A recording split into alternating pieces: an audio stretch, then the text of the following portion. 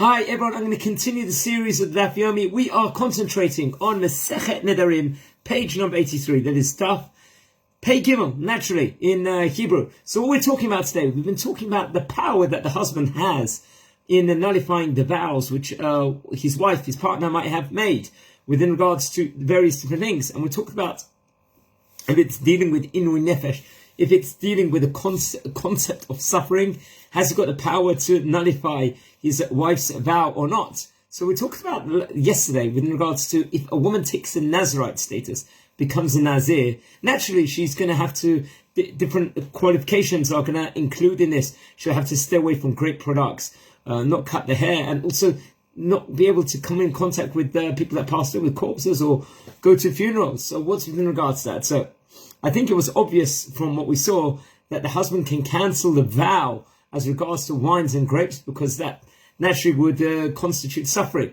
But what about with regards to coming, let's say, in contact with the dead, going to funerals or whatever it might be? Does that necessarily qualify for husband cancellation?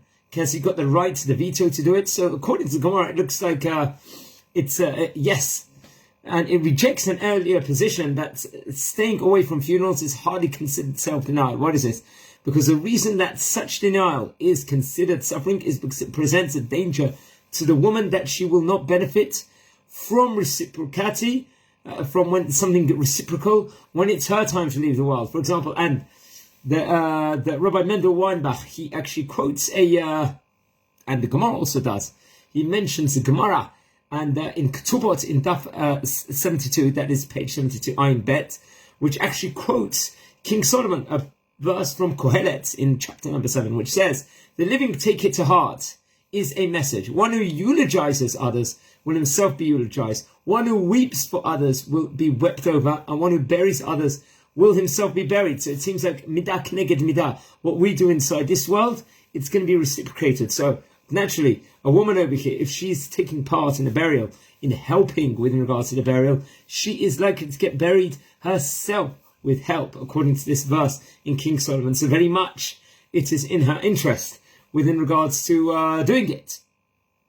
And the commentators saw in it a powerful incentive for a person to reflect on its eventual passing, someone's passing, and mold the person's life with that awareness of his mortality. Just, Rabbi Mendel Weinbach also adds, just hearing about people dying does not seem to have the impact, because it's the human nature for a man to relegate death to members of some mysterious, he calls it a dyers club, Rabbi Mendel Weinbach, to which he does not belong. It is only when he is involved, naturally, he's actually working inside the funeral, taking part in it, let's just say, and hearing the eulogies, the weeping and the crying inside the burial, or whatever it might be, that a person is going to seriously reflect that he expects his final tribute to someday be accorded to that person, respectively. This suddenly makes him consider himself also to be a member of this specific kavutza, this group of people, and only then does he take death and life to his heart. And that's something very interesting that Rav Mendel Weinbach, Zecher Tzadik Libracha, had related over in his pamphlet for the Gemara, the Daily Talmud. Guys, it's interesting Gemara. We are only 8 days away from finishing the Masechet of Nedarim, and stay tuned for some more amazing insights within regards to the Daf Yomi. I want to wish you all a Shavua Tov V'Barach and a great day. Bye.